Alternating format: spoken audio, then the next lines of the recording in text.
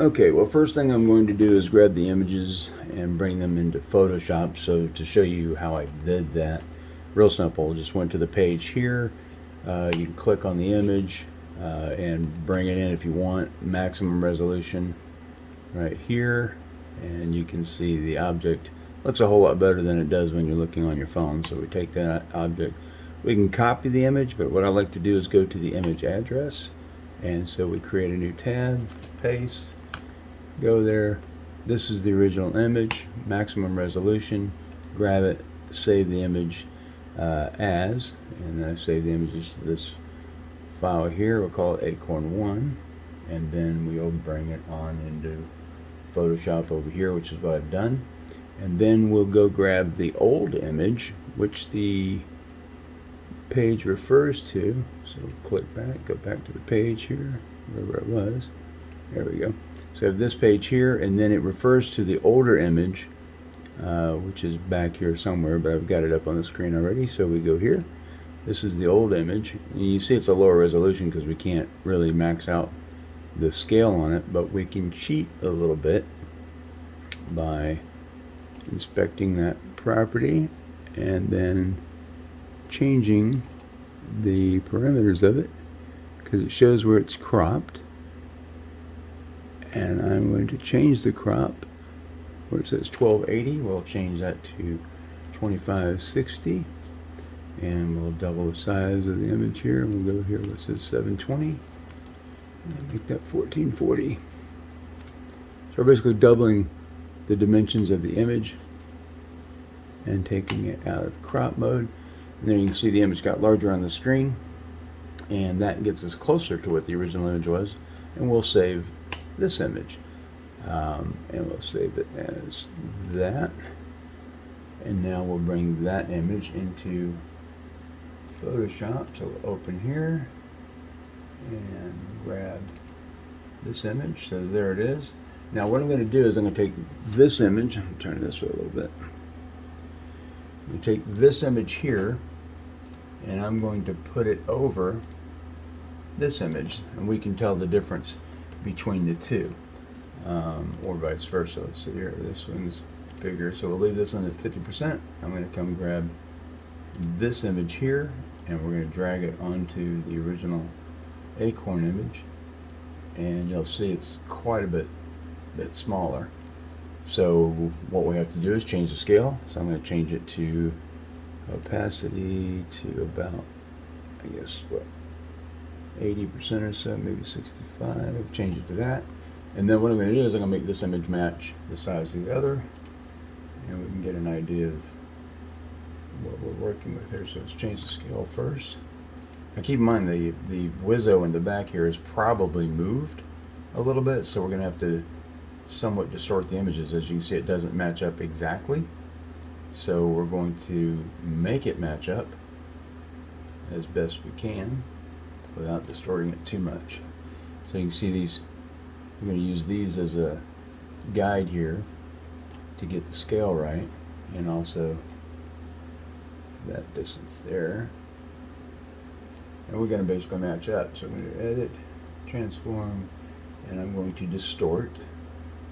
We're going to make it match, and by doing that we should get a pretty good representation of what we're trying to do here, which is basically see how far that object moved between pictures. Now if we had the EXIF data, which we don't have, which kind of, when you think about it, if someone's going to try to prove something about these objects, we need the original photos with the EXIF data, so we know down to the second or tenth of a second when this image was taken. And by doing that, we can tell how far the object has essentially moved between shots. That might give us an idea of speed. So we'll do this here. We're going to match this up, and that's about as close as we need to get. Let's do this here. Alright. Okay, so now we have the images closely lined up. It's about as close as we really need it. We don't need to be dead on perfectly accurate. just for demonstration purposes. Let me get a little bit closer here. Okay, so that matches up pretty good. So we're going to now, I'll let that stay, and if I click these back and forth like a movie, you'll see the object move. So the aircraft is obviously moving towards it, and we'll see which one yields the better image of the object. You'd think this one would, but the problem is the original image was actually smaller. So if we went to that image and zoomed in on that area, we're still going to get that fuzzy outline there. Now if we do the other one, there's the original acorn image, turn off that layer. This is the image that we're working with now. You can see that one's a little bit clearer. Okay, so this image actually is a better one to work with. So this is going to yield a better result. You can also see the things, there's artifacts and reflections and all kinds of things inside this picture which we can work with, but right now we just want to see what this actually is. Now it's been speculated as to what it is, which is a Batman balloon or what have you, but the other thing we want to do is find out where this other image comes from, not that one, but this little metallic blimp image. So I'm going to take this same image and bring it also into the same overall picture. And now when we bring it in here, we're going to match it up inside here, because as you can see in the original picture, it's like either somebody cropped the image, but it's a portion of this image, because you don't see any of this extra stuff outside here. It's just like a zoomed in portion. I'm going to guess it somewhere around here. So let's make that larger and match sizes. Get it somewhat close here. And maybe don't have to make it larger. We'll keep it about the same size. Maybe even smaller. So you'll see that this is zoomed in quite a bit actually.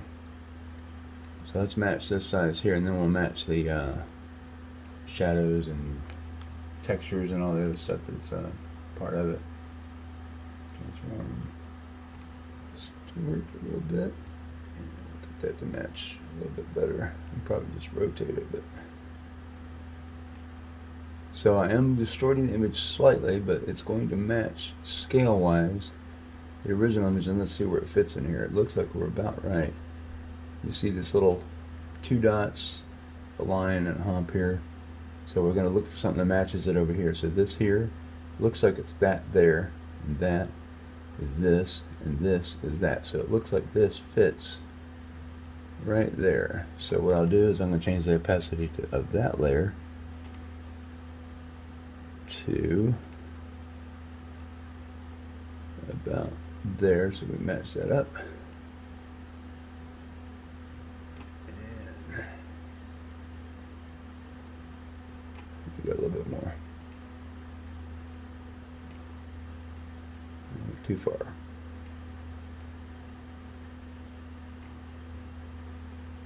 And keep moving my finger when I pull off. There we go, 50% skin. Okay, so it looks like that is correct, and that is about the location and roughly the scale. I need to rotate a little bit. I'll rotate that. That looks pretty good. Pull back in, and that overlay looks like it matches up pretty well. So this image is actually only this portion of the overall image that you're seeing. So you would think by seeing this image by itself that it's a very large object in there in the image, when in fact it doesn't appear to be that at all. So actually came out pretty good. So now I'm going to turn that layer back on. I'm going to take the opacity back up and turn it on and off, see if it kind of matches well. And that matches pretty well.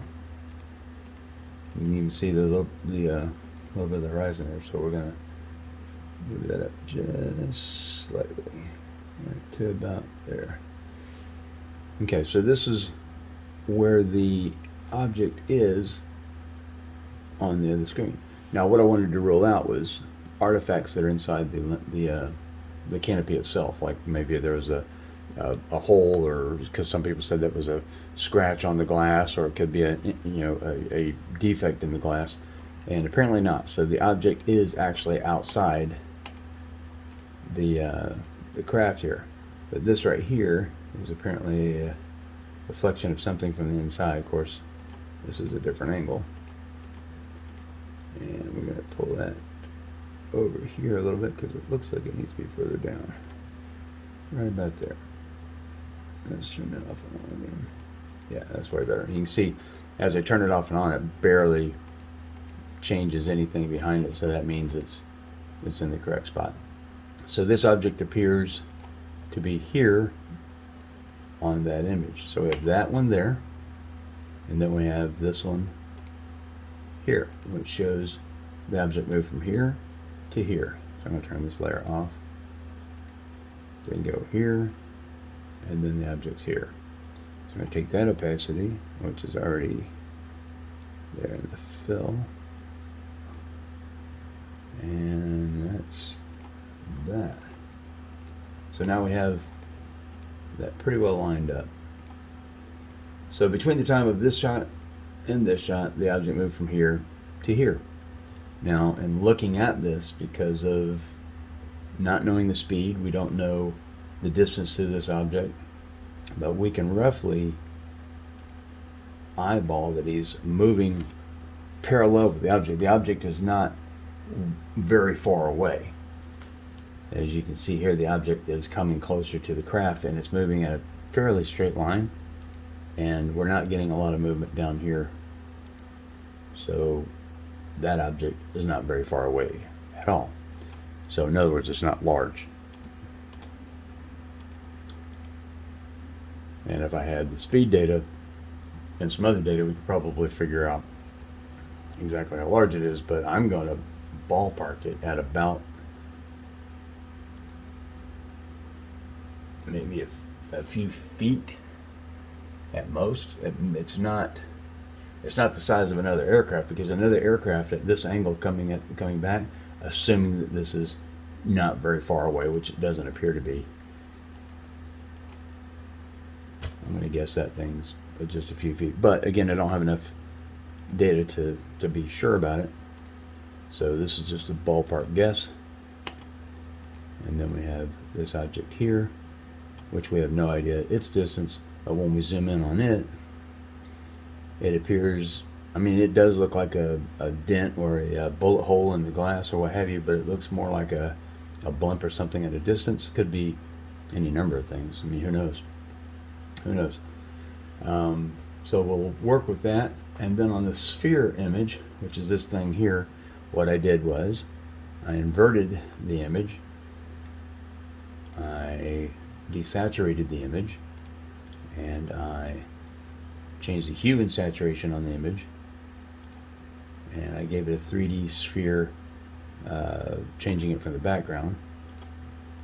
And then this is the image with the color removed from it, from the outside, the blue sky, and just the object itself.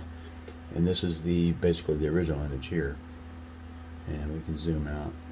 And that's what it kind of looked like on the screen there. But when you zoom in, I mean, it could be anything. It could be a reflection, it could be some cloud outside or something, a weird shape, or yeah, who knows, could be a donut hole from a SR-72. Who knows what it could be. So trying to figure out what these objects are is a pain in the butt, but sometimes having better images and more eyes on it is a big help.